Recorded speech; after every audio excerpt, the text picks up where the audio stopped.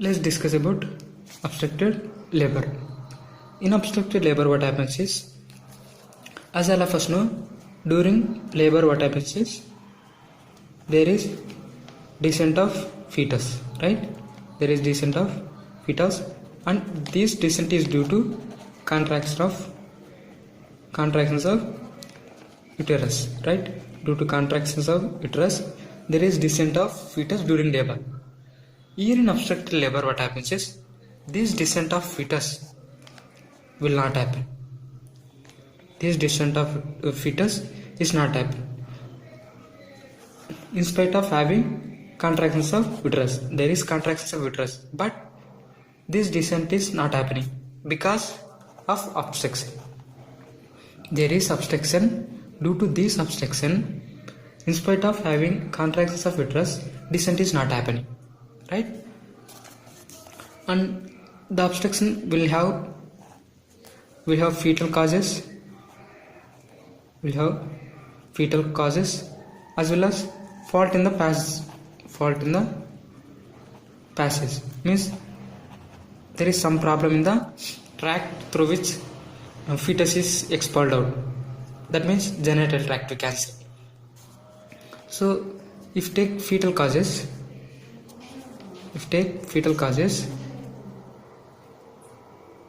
this include transverse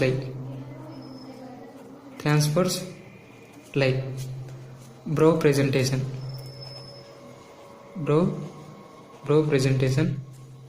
congenital malformations,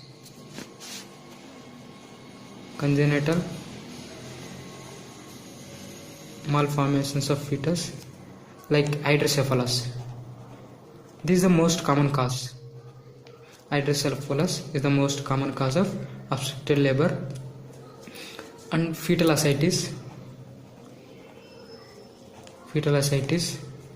big baby, as we see in diabetic mother, big baby, accipito posterior presentation.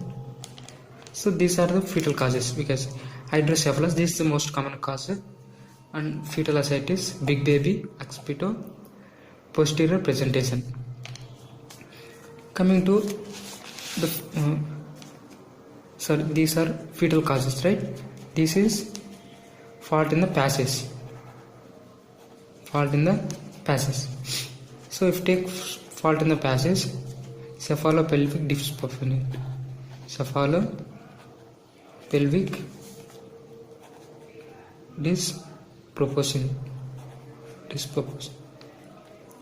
or contracted pelvis,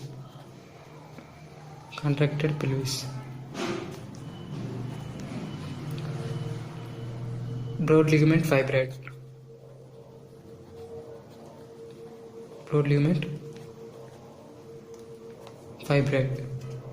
impacted ovarian tumor,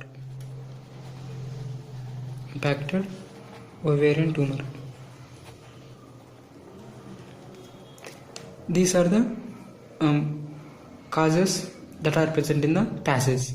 So there is obstruction due to which the descent of fetus is not happening, and the causes for obstruction can be causes in passage or the causes of fetus, right? So what happens when there is